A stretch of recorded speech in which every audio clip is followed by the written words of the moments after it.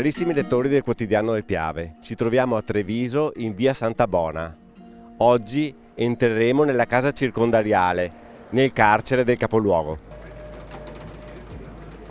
Direttore, quanti detenuti ospita questa casa circondariale? In media ospita sui 220 detenuti a fronte di una capienza di 140 persone. Quindi siamo in un buon tasso di sovraffollamento che comunque non è specifico di Treviso, ma è generalizzato per tutti gli istituti del nord Italia.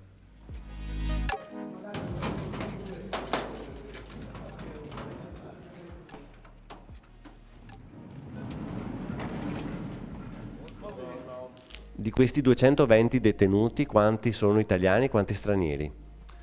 In media sono il 50% italiani e il 50% stranieri. Oggi per esempio sono 114 gli italiani, il resto di altre nazionalità.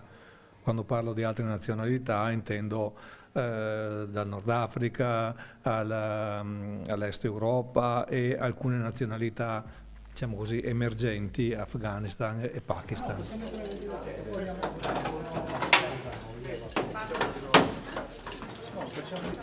Quali sono i reati maggiori dei detenuti che hanno commesso i detenuti? Sì, questa è una struttura che accoglie detenuti per reati comuni. Nella nozione reati comuni intendiamo tutti i reati sostanzialmente previsti dal codice penale, che non siano però i reati associativi di stampo mafioso oppure i reati a particolare riprovazione sociale, quelli cioè riguardanti i reati di pedofilia, di pedopornografia o comunque consumati ai danni di donne o di minori. Quindi tutti i reati che riguardano la sfera patrimoniale e la sfera dei reati contro la persona, quindi andiamo dall'omicidio al furto, alla rapina, allo spaccio di droga. Cosa fate per il reinserimento dei detenuti per la vita, per il dopo? In questa struttura ci sono parecchie attività cosiddette trattamentali, ossia volte al reinserimento sociale dei detenuti, ma innanzitutto si comincia dalla scuola, la scuola che offre il primo step di ripensamento del proprio vissuto da parte dei detenuti che hanno commesso ovviamente dei reati. È chiaro che più alto è il tasso culturale, più una persona ha gli strumenti per poter ripensare la propria vita e per poter reimpostarla per il futuro. Io credo che il reinserimento parte sempre dall'essere più che dal fare.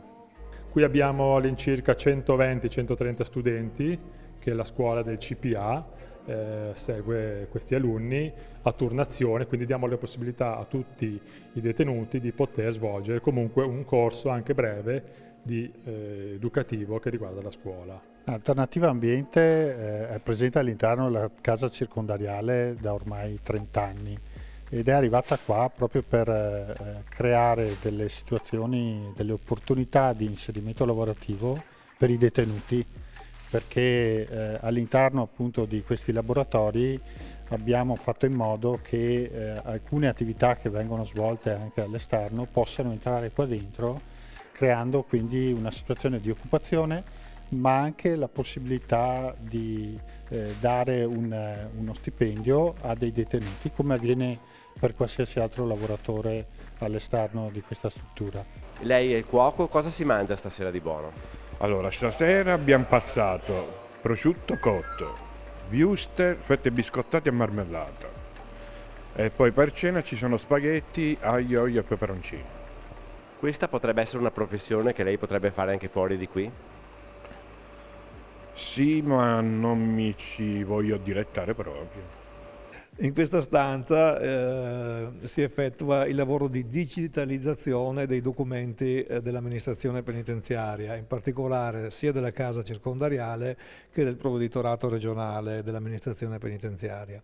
È un progetto pilota che viene condotto dalla cooperativa Alternativa Ambiente con finanziamenti del Ministero della Giustizia. Ovviamente l'obiettivo è quello di raggiungere una archiviazione elettronica dei nostri documenti anche per rendere facile la conservazione e la consultazione per il futuro. Lei è un dipendente dell'ASL, come ci è finito qui in carcere?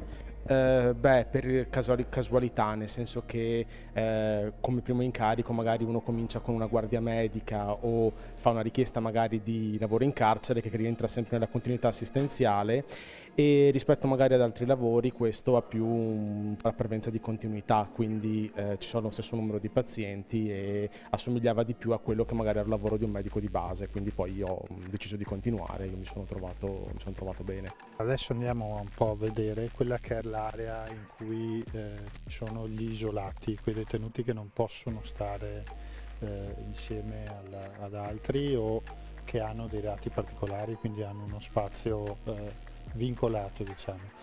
All'interno di quest'area abbiamo potuto realizzare, con anche il contributo della Regione Veneto, un progetto, si chiama progetto Abilmente, con il quale abbiamo dato un po' di vita allo spazio, all'area dove i detenuti appunto stanno nell'ora d'aria, e quindi lo abbiamo un po' addobbato in modo tale da creare un clima un po' più vivibile all'interno della struttura. Quanto personale di polizia penitenziaria c'è a fronte di 220 detenuti?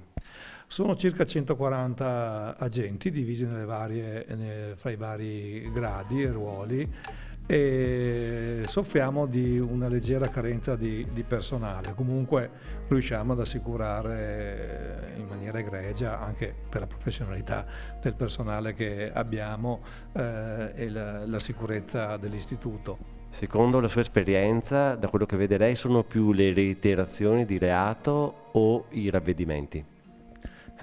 Questa è una domanda difficilissima da rispondere, è un nodo veramente difficile da sciogliere. Allora, io vedo tante persone che rientrano in carcere, alcuni nomi che avevo visto 25 anni fa, ormai quando ho cominciato li ritrovo ancora sul mio tavolo. Diciamo che i veri fattori di ravvedimento, di reinserimento sono sicuramente una famiglia alle spalle che ti riaccolga quando esci, e la capacità, la fortuna di trovare un lavoro. Non saprei fare una quantificazione, devo anche dire che tante persone, la maggior parte che ho visto, non le ho più riviste, quindi credo che la deterrenza della pena detentiva, insomma, ancora qualche punto di forza lo deve avere, insomma.